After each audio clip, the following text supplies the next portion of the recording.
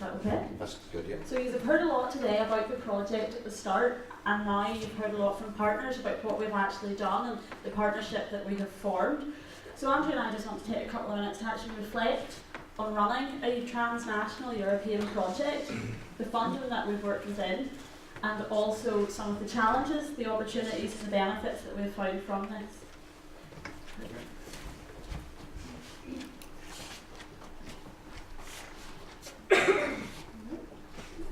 So again, this is a very large table of all of our partners. So we have 21 partners in total. We have a whole set of agreed outputs. We had 1.6 million euro funding with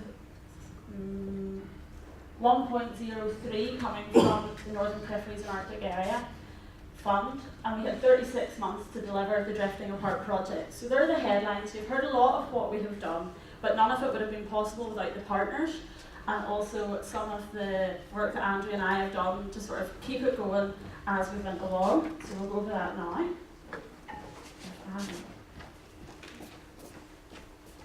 No. So first of all, looking at some of the challenges.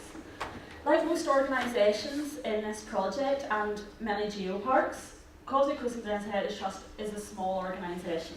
You're actually looking at about just under 50% of the core staff here today. That has meant that we have all become Drifting Apart dedicated. We have files and paperwork, and all of our emails start with the title Drifting Apart, and all of our outgoing emails start with the title Drifting Apart with a little red flag beside saying urgent please reply. So it has really been a learning curve for our organisation. It's one of the largest projects we have had, especially the largest in about the last 10 years. And it's been a fantastic learning curve for everyone in the organisation. Then the next challenge we faced, as every project and every person will have, everyone works differently, from desk to desk, office to office, country to country, and different types of organisation. So it took us a little while at the start of the project to go on to everybody's way of working, what everybody actually thought a deadline would be, how absolute the deadline was. So once we got on to that, maybe after the first, maybe second meeting, it wasn't so bad. Everyone has come up and has apologised for their English pronunciation or accent of some sort. I am no different. My accent is very hard for some to understand. For a long time, Alexandra had no clue what Andrew and I were saying to her, and often would just email as that was easier. Thankfully, the language of the project is English, which has really been the only way we could get involved. We don't speak a second language, so we're very thankful that most of our partners do, and anything else there's Google Translate. Now, we said this project was over 36 months. There was about 12 months of planning it, writing the application. We are 33 months into the project, and most of the work is really getting done now. The first year, again, getting to know how everybody works, agreeing the outcomes, agreeing the methods we do things, has definitely meant that there's been some delays in the project, such as the field guides. The GOVR has taken a long time to get up and running for us all to actually understand what the technology was as well. So basically most of the partners who are here are really looking forward to getting back home to actually get projects wrapped up and finished. Another challenge was, and as you've heard, all of the verifications and all of the audits that we've had to do through this project. So for every meeting that we have held, we have to have sign-in sheets, photographic evidence, price checks, beyond belief for everything, but it does mean that the project really is verified and audited, meaning that it's worthwhile and it stands up to scrutiny.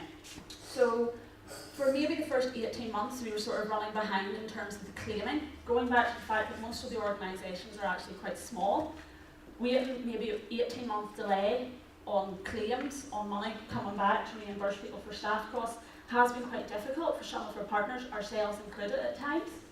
I'm happy to say we're back on track, and maybe by the end of the project we'll actually hit some of the deadlines in terms of the claiming. So these are some of the challenges we've faced. Andrew will take you through then some of the benefits we've found from working together, and some final thoughts as well.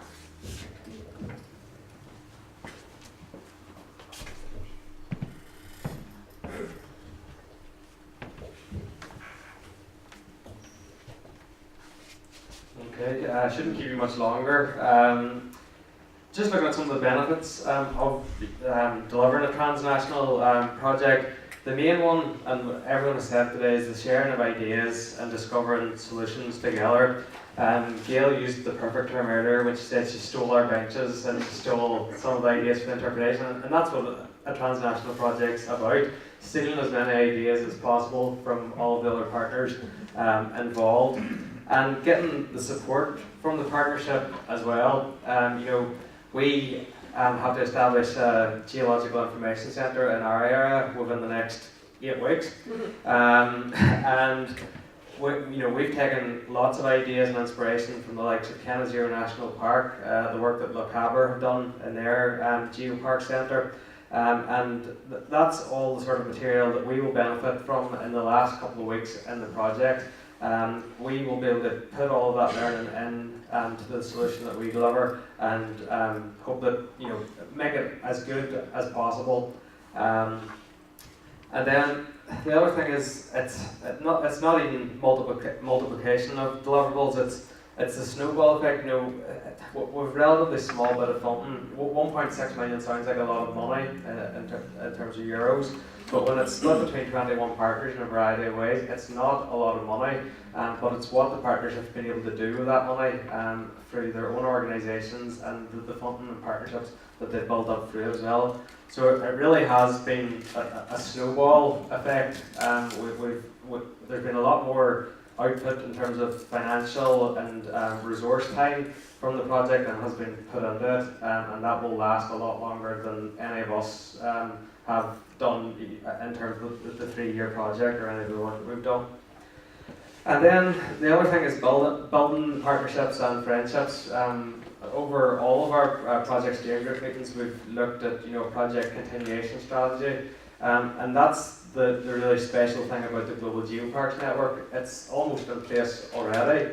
The project continuation strategy is there. This project's brought, I guess, the Northern Peripheries, the partners in the Northern Periphery programme a wee bit closer together, but the partnership's already there and it will continue. We meet on an annual basis either through the European Geoparks network or the Global Geoparks network, and there will be opportunities going forward as well.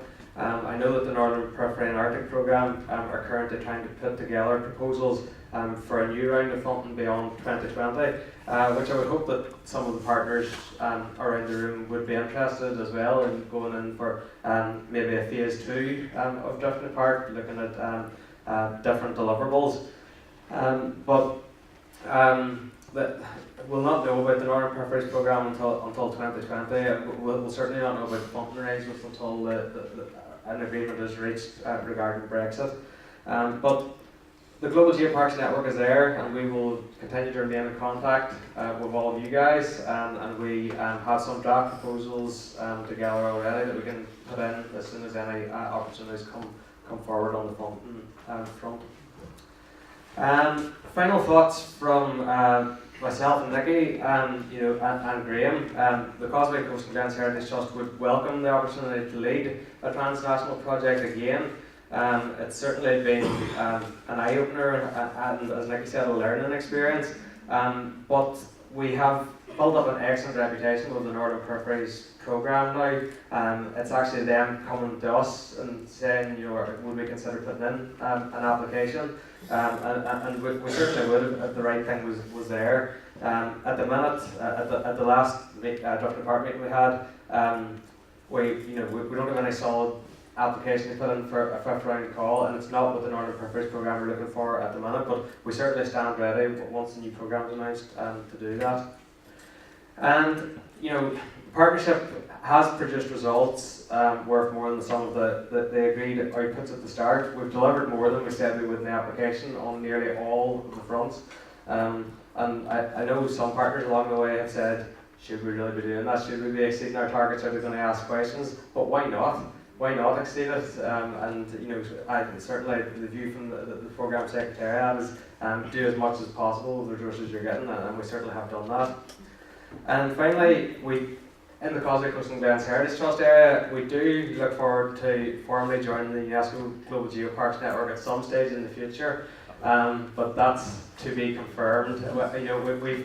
we've put in hours of discussion and hours of work in the World Heritage Steering Group over the past year, and we had the fantastic opportunity to be involved in a peer mentoring scheme with Magma, UNESCO Global Geopark, and actually had a site assessment or sort of mock assessment from Paul and Sarah and Magma, and we know we can do it. It's just getting the resources and time to put it together. So hopefully with all the support of you guys in the room, we will get there and get across the line.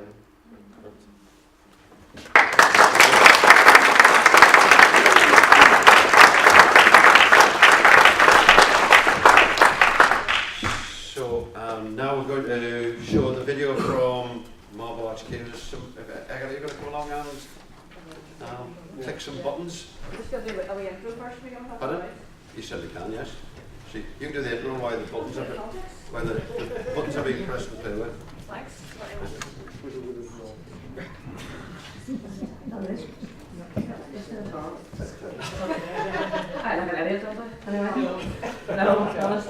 Okay, so this has been a bit indulgent. I'll be the first to admit that. But we've done a lot of talking about UNESCO Global Geoparks and their economic benefits. But one of the things that came out of working with the UNESCO National Commission in the UK was that it wasn't just economic benefits that came out of UNESCO Global Geoparks. It was also about social benefits, about educational benefits, and really benefits for the local communities.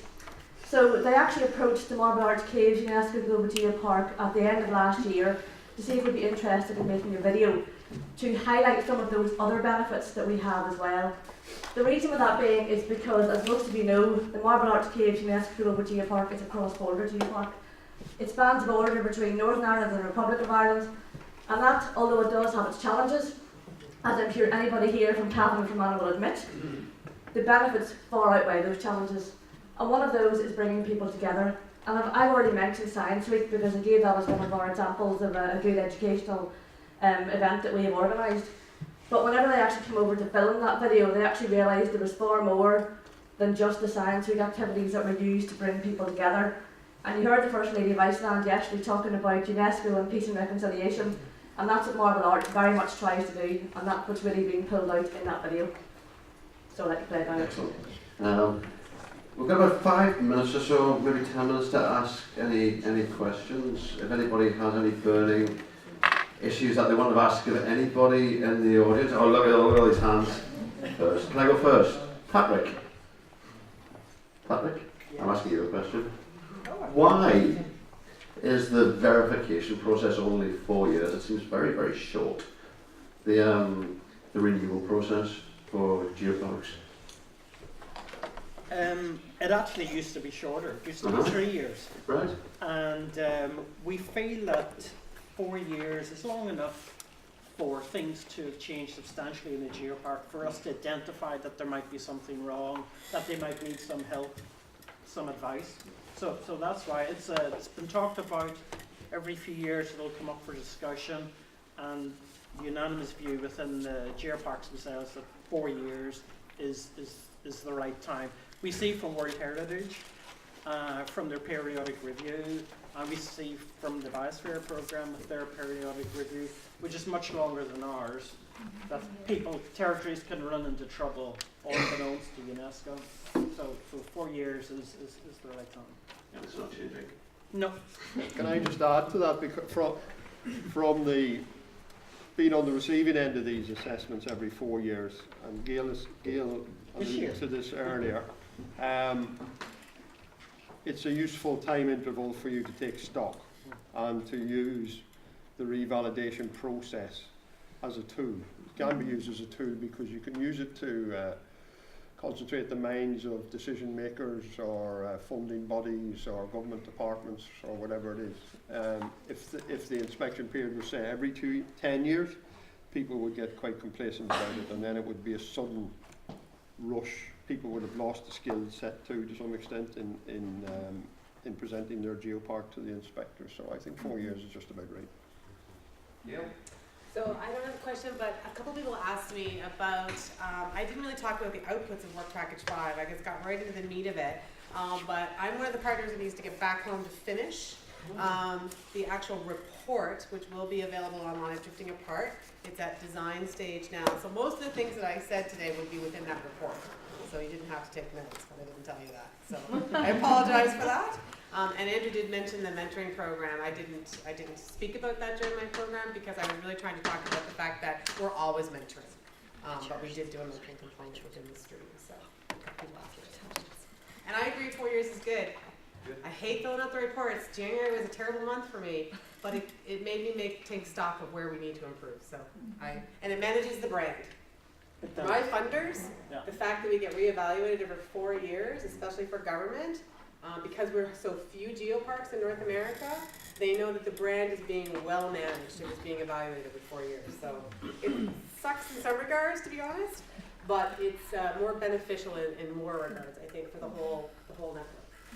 It's also important to remember that it was geoparks themselves that introduced the revalidation process. Yeah. The pressure to do that came from the members, because we all wanted to be sure that the quality was being maintained, and that other people who were coming in and getting the label were going to do the same amount of work as we do, and that they were all going to look after and protect the brand for the benefit of everybody.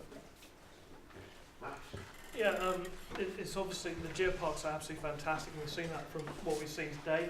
At the same time, we've had this discussion about responsible tourism that's been going on, and we're seeing real pressures on our side as a World Heritage Site through tourism, and I've just appointed a responsible tourism manager as part of our team. But I was wondering what role the network of geoparks, or the global network, has in trying to get that message out to a wider audience about how we manage these fantastic places to remain sustainable, to remain responsible, as Iceland is trying to do, and if there's something that can be done for this sort of grouping to come together to get that message out on a wider scale, because it's something that is only landing in small areas at certain times rather than a global perspective. No, I mean, that's a very good point, and of course in the UNESCO context, you know, we've got the Great Beast, which is World Heritage, which has been running for 50 years or so, and we're just 3 years in and just beginning to get noticed now, you know, but certainly within the World Heritage Centre, and my colleagues there have opened up with, maybe you know, the whole discussion about sustainability and the sustainability of the tourism at World Heritage sites.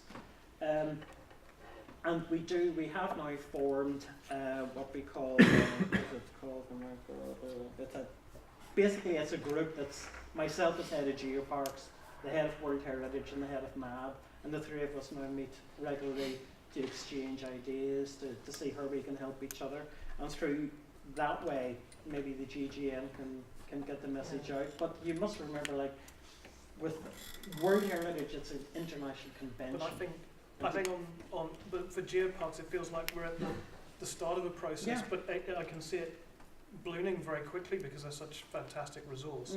And is there an opportunity to get something like that knitted in now early before it becomes a problem?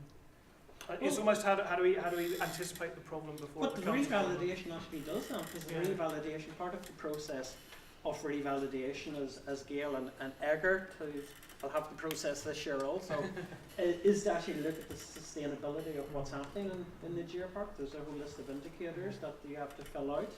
So that is part of the process. Yeah. Sorry, and just to keep banging on this one, but it's not so much about the individuals. What I'm talking is about how we try and work that together to get a message out there. And I don't have an answer to that. I just think it's something we should think about. So one of the things that folks may or may not know is that the Global Geopark Network has just gone out with a request for proposals for a marketing and communication strategy. I think that's maybe more what you're speaking about, right? Is that, you know, we need to have a single voice, perhaps. I don't know if that's the right terminology or not. To promote what geoparks do globally. So I think you're right when you say we're just sort of on the cusp, or whatever word you use, of being able to manage that brand message. And hopefully whoever is successful, or the partnership that's successful in that bid, will be able to guide us, right? Because there's lots of considerations in an international organization when it comes to marketing and branding, right? So hopefully that'll maybe get to the question. Yeah, what are the plans for the Drifting Park website? Will it be static or dynamic, or will you shut it down? Or We have to maintain it for 7 years now, once the project closes. And I have to say, during the project, it's been fairly static. There's still a few holding slides up there holding pages that we put up. But we couldn't populate it until we had the material coming in, and most of the material is really coming in now in the last weeks of the project. We're really coming down to the wire now in terms of having some of the final documentation and the outputs actually designed up and reviewed before we put them up on the website. But I guess by the 30th of April the website will be complete, and then we have to maintain it then for 7 years, the Heritage Trust. And all partners can feed into that as well over that 7-year period as well. so you anticipate then the partners and the sub-partners to provide stories, updates, news, Yeah, so on? and the Transnational Visitor Trail, which Helen presented this morning, which is on the Google Maps, that will at the end of the project it'll have the geographic location and information about all the outputs of the project, so that'll go right down to community evenings that were held away at the beginning of the project. All of those will be mapped, and you can turn off those various layers as well, just to see visitor information as well. So it's a really good way of us presenting to the funders what we've done, but it's also a really good tool to show the public where they can actually go and visit some of these sites and trails. Paddy? Like Max, in a sense, I've come to this through the World Heritage site, and our steering group has been very much involved in trying to develop the geopark on the north coast of North Island, Coastal Coast. But one of the things that we're very involved in our steering group is research within the World Heritage site. But it's a word that I haven't heard mentioned at all today. And is there any requirement or is there any encouragement of research in geoparks? I'm sort of, it's a dimension that I feel has been a bit lacking today, but I'm not quite When you clear say about research, the you mean academic research? I do mean geological academic research, geological. It's essential. It's Yeah, essential. of course, absolutely. Yeah. It's just we haven't heard anything about it. Not just So I geology don't either. think too in the education and your management, you do need to build partnerships with universities or museums or whatever works for you.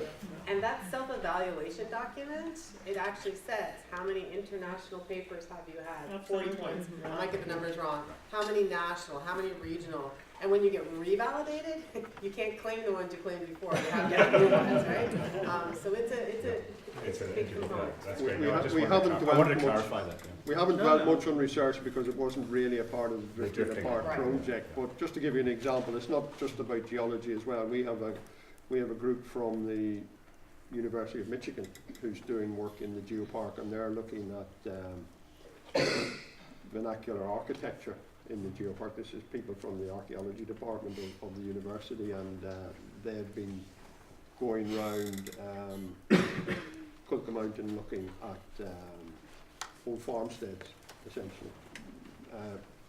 Immediately tree and post-famine in particular they're quite interested in, but and they hope to expand that across other parts of the border region as well. So there's quite a lot of stuff going on. We even met a girl on our last, when we were doing our revalidation in 2016 with the assessors. We came round the corner in one of the geopark sites, and there was a girl had a white sheet spread out on the grass, and we said, what's she doing with this? She was doing research into ticks in the geopark, so she was beating the grass trying to get ticks into this white sheet. So there's all sorts goes on. Going in for now. Okay. It should be as health and safety.